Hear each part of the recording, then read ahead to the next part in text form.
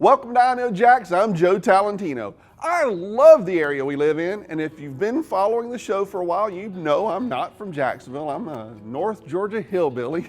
Maybe that's why I enjoy Jacksonville so much. Here we have a little bit of everything, and although Jacksonville is a city, it's not really that big either. It's just right in my opinion. One of my favorite things to do is get out on the water. Now I don't own a boat, but I like being out on the water. I like kayaking or just going to the beach. I've always been fascinated by the marine life we have here, like the right whales, for example. But there are many threats to the marine life, and humans always seem to be at the core of all of it. Let's take the lionfish invasion, for example. This is a lionfish. Beautiful, right? First time I ever saw one was in an aquarium, and that's where they belong if you're here in Florida, because now this invasive species is wreaking havoc in the ocean. How did they get here? Maybe aquarium fish were released, and released pets rarely survive and adapt in the wild, but when they do, it's bad news. Just think about the pythons in South Florida, for example. The lionfish thrives in our oceans. There's plenty of food, and they have no natural enemies. They out-eat all the other native species and out-compete the other native species, and they are overtaking the deep reefs quickly. One way to control the rapidly growing lionfish population is to make us humans lionfish predators. That's what we're doing today. We left Mayport early in the morning and headed out into the ocean, about 35 nautical miles from shore. Lionfish don't tend to bite hooks and live in reefs and places that can't be fished with large nets.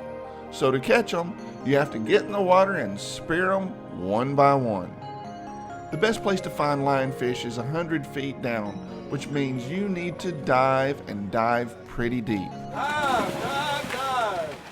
Rob and the other divers jump in for their first dive. They have a spear and a long tube to put their catch in. This tube is called a zookeeper. When lionfish arrive on a reef, they reduce native fish populations by nearly 70%. They are aggressive eaters. They'll eat almost anything. They can go for days without eating, but in our coastal waters, they don't need to. Instead, they eat so much that they even get fat. It's not difficult for the divers to locate the lionfish. There are so many of them. But for commercial fishing, spearing fish one by one is not really efficient. The divers made several dives during the day. Sand, we're going to about 60 feet. The last spot I found some big ones though. It's a little isolated coral head. The fish are cleaned on the boat and the venomous spikes are cut off. The venom is in the spikes on the fins, not in the meat itself. Lionfish are known for their venomous fin rays, an uncommon feature among marine fish in the East Coast coral reefs. This sting isn't deadly, but it hurts. Since the venom is removed, there's no venom in the flesh. Many hope to establish a food fishery to increase the fishing pressure on these ravenous invaders. But there are many obstacles. Fishing lionfish is complicated and costly. Meanwhile, the lionfish thrives in our waters, threatening native fishes with their voracious appetites and unchecked population growth. Rob and his crew are doing their best to help keep the lionfish population on the First Coast in check. Today's catch is going to the Fish Company. So far, the Fish Company in Atlantic Beach is the only local restaurant in Jacksonville that has lionfish on the menu. Okay, Johnny, I've been out on the boat, and they show me how they prepare these guys before they bring it here. Show me what you do from here on. All right, here's what they do. They bring them in, and the nice thing is they cut off the venomous spine for me. They did all the hard part for you, didn't they? Well, they made it a little safer for me. A little safer for you. So it's pretty much like any other fish. You're gonna go in right behind the gill. Johnny is an expert at filleting fish. Looks like you might have done one of these before. A few. He gets a lot of practice. So, Bill, you got me involved in all this lionfish stuff. Tell me what we're gonna do with this now. We're gonna roll it in some flour. All right. Well, what was the name of this dish? Lionfish puttanesca. Puttanesca. Yeah. That's a fancy Italian word Yeah, it's a nice salty for an Italian dish. Like Talentino. That's what you did. You did it especially for me, didn't you? origins of Italy. but the ladies of the night used to make it as a quick dish. You picked me. Between customers. Between customers. Yes, sir. It's a long, hard night, we would say, of work. Oh yeah, they have a powerful hunger. We're gonna brown this fish. Make it brown. Then we're gonna go right down this line. Okay. Fresh garlic, Garlic. fresh shallots, coarsely chopped tomatoes, little green pimento stuffed olives, capers. Oh, nice. And then we're gonna finish with some parsley Gotcha. and some butter. Gotta have butter. Gotta have butter. And don't forget the wine. I have some wine right here. Oh, nice. Don't let me forget that. What flavor is that? That's wine White. and fish stock. So Nice. That's little that's at a good time. Mix, a Bill. little mix there. Yeah. Now, Bill tells me that he lives next door to Rob Tillman, the diver who took me fishing, and that he's the one that got the fish company involved. So anyway, he got me involved. Said, "Hey, Bill, you think you might be able to sell a few of these?" Right. And they're totally cool to sell. They're safe to eat. They're just a little tough to fillet, and It's a little bit of work to get them here.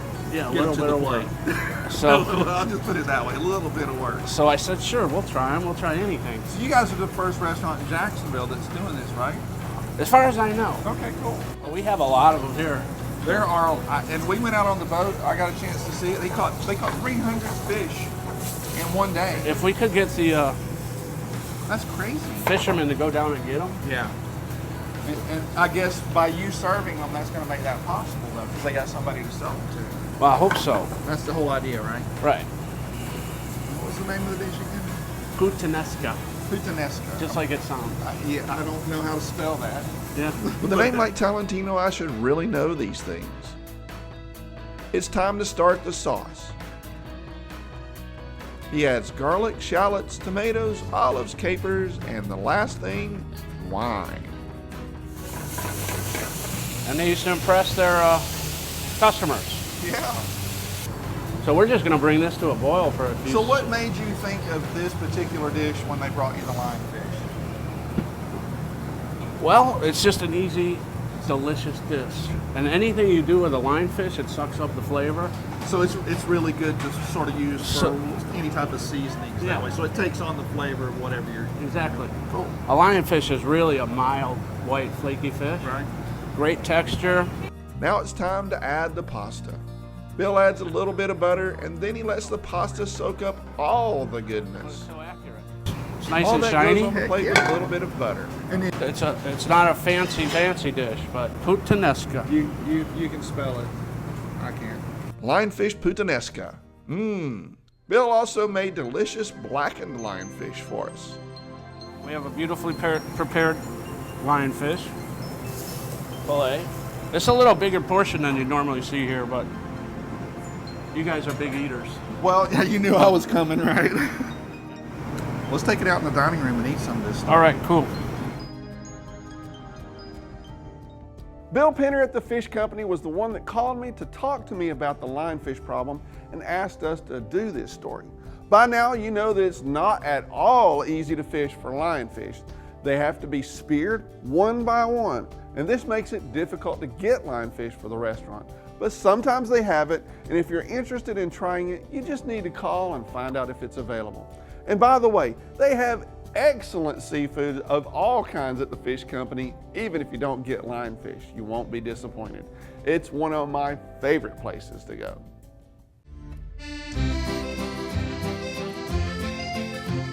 I'm here with my buddy Chris Chislett, the wine guy, and tonight he's going to teach us all about port wine, right? Yeah, we're going to be a little bit all over the place, as normal. Well, but I mean, that's where we start. we're going to talk about port, then we're going to look at a little bit of a kind of food pairing. Okay, cool. with port. So this is the Dow's Ruby port. All right, this is kind of where port starts. There are a bunch of different types of ports.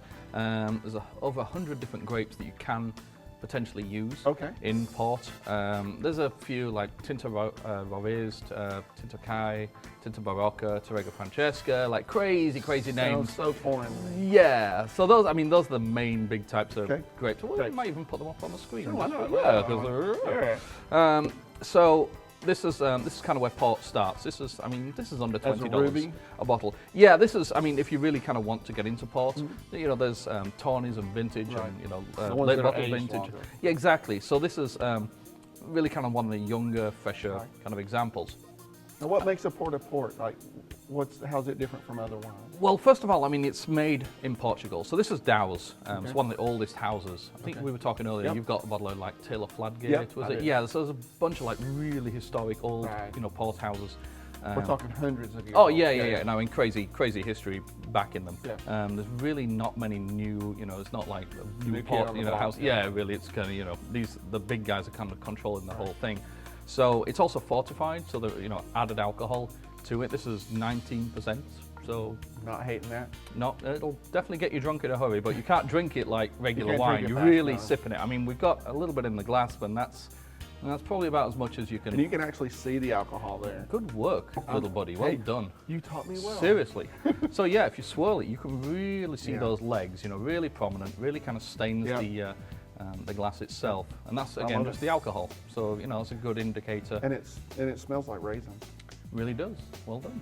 So yeah, if we give it a little swirl, Swirly boo. really smell the, like concentrated fruit. Yeah, but dried fruit. Yeah. Dried cranberry, raisins, prunes, yeah. Like plum. But yeah, so if you want to give it a little taste, we're gonna, I'll let him do the tasting and the eating and all the fun stuff, and I'll just kind of talk while he's. That sounds like I can do that all night long. So what do you think? I mean, you see what I mean? Yeah, A little sip is kind of good. It wakes up the palate, Sweet, but though. it's for sure. So it's going to be interesting to look at the cheese and the chocolate. Okay. The reason that I've got, really kind of two different food items. We've got a Right. salty Stilton cheese. Right. I Okay. never would have thought of that. I like Yeah. it with chocolate. I've had it with chocolate desserts before. Yeah, It's for kinda- sure. The way that I liken like Stilton cheese and pairing it with like port, like a sweeter port, it's Right. almost like chocolate covered popcorn. Oh, right. They Shouldn't work. Shouldn't go to work, go Yeah, together, 'cause- but they do. Yeah, because it's Okay. like the salty and the sweet. So that's kind of what we're doing here. So the cheese, try the cheese. Yeah, sure. So And- have a little bit of cheese and essentially rinse it down with some of the port. The cheese is going to coat your mouth. This is all happening as we speak. And then you're gonna essentially the two Oh, wow. parts combined, are gonna give you this. I never would would've say thought like of that. euphoric tasting No, experience, but but it really it mixes makes well. sense, right? Yeah. It makes sense once you. Because I've once done you the have it. chocolate before. Because that's how I got introduced to port. Right, Was the dark chocolate right. tort or whatever. it Yeah. Well, and this is what we'd call a contrasting wine. was. wine Because it's on tasting. the other end of the Yeah, spectrum. because you've got the sweet and you've got the salty. So if you want to try a little bit of the chocolate, Don't mind if I do. this is what we call a comparative wine. Different ways of tasting foods with wine. So we've got the sweet and the sweet. We have the salty and the sweet. So that just kind of works as well. It's more obvious, sweet with sweet. It really kind of does work. Such a horrible job we have. I know, not bad, right? I'm going to continue eating. You continue talking. Yeah, about- so Dow's Ruby, it's under $20. It's not like not a lot of people drink port. If they drink it, it's as a food pairing kind of item. I mean, you can really taste the alcohol though. Oh, for sure. It, at the back of your throat, it really kind of warms you up a little bit. Sophisticated fireball. He has a way with words. It's unbelievable. I don't Poetic, know. I would say. He pulls this. We'll see you guys again Really? on the next Line Guy segment. Chris didn't exactly seem impressed with my poetry there, did he? I think he's just envious of my eloquence. I get it. It's not what you expect from a good old Southern boy. There's no pressure on me. The expectations are really low.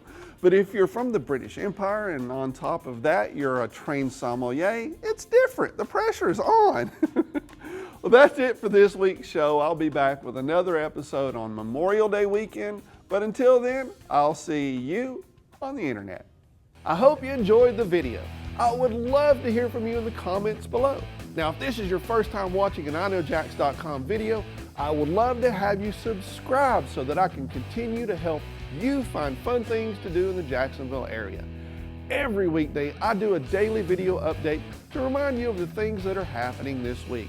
Plus, we do features on great restaurants in the River City and a weekly video calendar of events to help you plan for awesome experiences. And last but not least, every week we create a new full-length episode on all the best places to eat local, drink local, and be local. So subscribe, and I'll see you again soon.